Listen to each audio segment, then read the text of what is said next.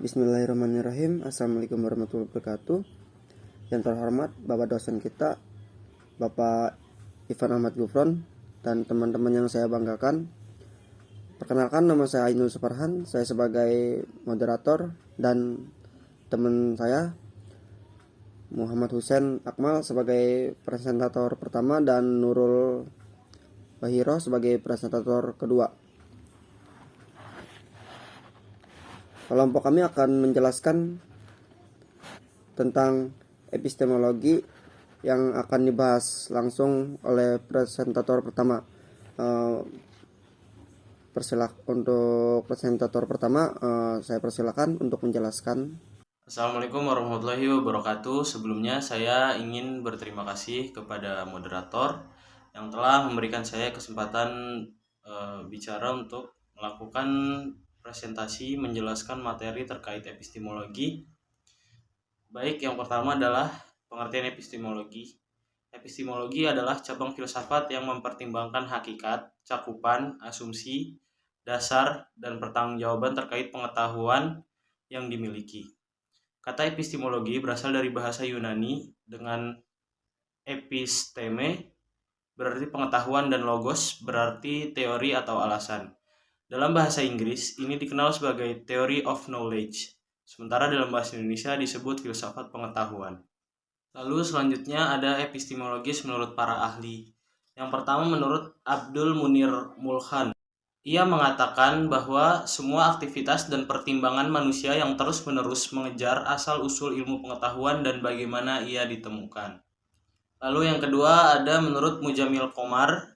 Menurutnya bidang dalam filsafat yang secara spesifik mengkaji serta menetapkan orientasi dan hakikat pengetahuan. Lalu selanjutnya ada menurut Anton Becker. Menurutnya epistemologi adalah cabang disiplin filsafat yang mendalami cakupan dan esensi pengetahuan. Lalu yang selanjutnya ada menurut Ahmad Haris Zubair. Menurutnya epistemologi adalah disiplin khusus yang mendalami dan mengeksplorasi dengan mendalam konsep pengetahuan, sumbernya, dan proses perolehannya. Lalu selanjutnya ada Jujun S. Surya Sumantri. Menurutnya epistemologi adalah pendekatan berpikir manusia dalam mencari dan memperoleh pengetahuan dengan memanfaatkan kemampuan rasionalitasnya. Lalu yang selanjutnya ada hubungan epistemologi dengan filsafat yang lain. Epistemologi sebagai salah satu cabang utama filsafat memainkan peran utama dalam hubungannya dengan disiplin-disiplin filsafat yang lain.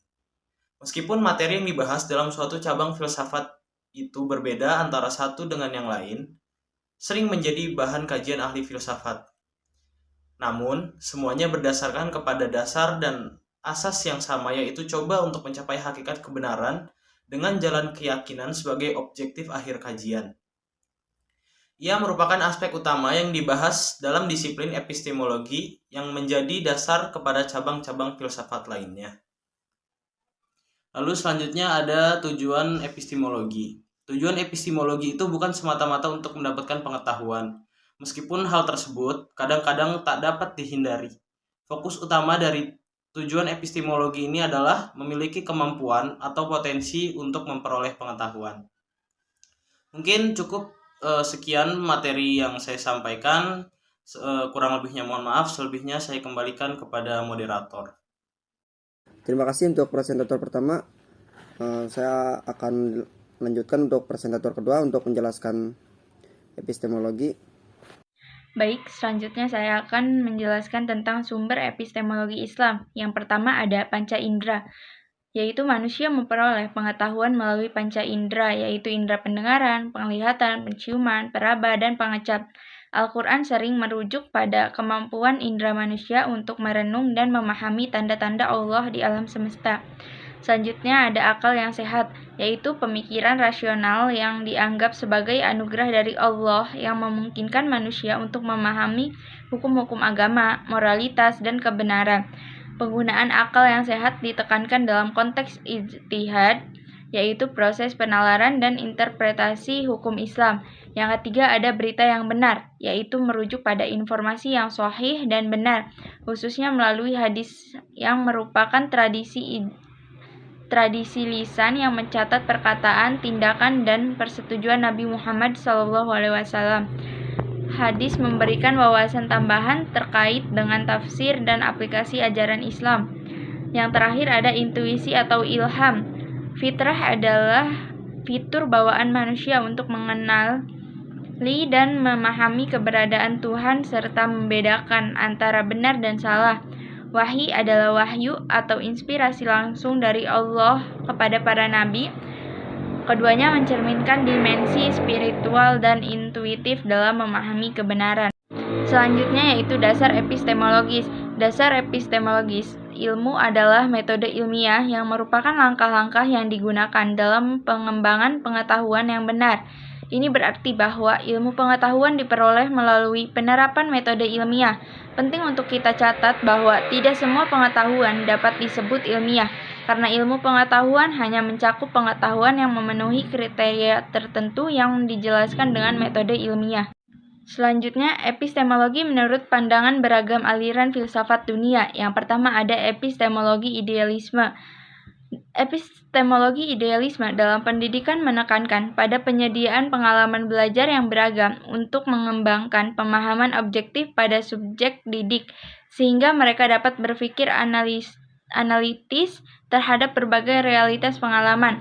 Pribadi yang menganut idealisme menjadi peka terhadap realitas di sekitarnya dan cermat dalam memahaminya, membangun kepribadian yang tangkas dalam mengolah ruang idenya. Yang kedua ada epistemologi pendidikan dalam konteks realisme melibatkan pendekatan ilmiah yang mengkaji berbagai aspek pendidikan, termasuk realitas peserta didik, pendidik, isi pendidikan, strategi pembelajaran, dan lain-lain. Informasi ini digunakan sebagai landasan utama oleh individu atau kelompok untuk mengorganisir kegiatan pendidikan. Selanjutnya, kaum pragmatisme, yaitu menganggap bahwa pengetahuan hanya memiliki nilai jika dapat menghasilkan perubahan dalam kehidupan manusia. Oleh karena itu, penilaian terhadap pengetahuan bergantung pada sejauh mana pengetahuan tersebut memiliki manfaat praktis yang dapat menghasilkan konsekuensi yang nyata dalam pengalaman manusia. Yang terakhir ada epistemologi eksistensialisme, yaitu menekankan bahwa eksistensi seseorang terwujud melalui pilihan yang dibuat dalam kebebasan individu. Pada dasarnya, eksistensi berarti hidup dalam tindakan yang harus diambil oleh setiap individu untuk dirinya sendiri. Pilihan ini bukan hanya masalah konsep, tetapi lebih merupakan komitmen pribadi yang mendalam dari setiap individu. Mungkin hanya itu saja yang dapat saya sampaikan. Selanjutnya saya kembalikan kepada moderator. Terima kasih untuk presentator kedua. Jadi kesimpulan epistemologi itu adalah cabang filsafat yang berfokus pada pemahaman tentang filsafat pengetahuan dan bagaimana manusia memperolehnya. Epistemologi itu yaitu pendidikan, kemudian mengacu pada berbagai sudut pandang seperti idealisme, realisme, pragmatisme, dan eksistensialisme yang memahami hakikat pengetahuan dalam konteks pendidikan. Gitu saja untuk kelompok kami yang disampaikan. Wabillahi taufiq wal hidayah. Wassalamualaikum warahmatullahi wabarakatuh.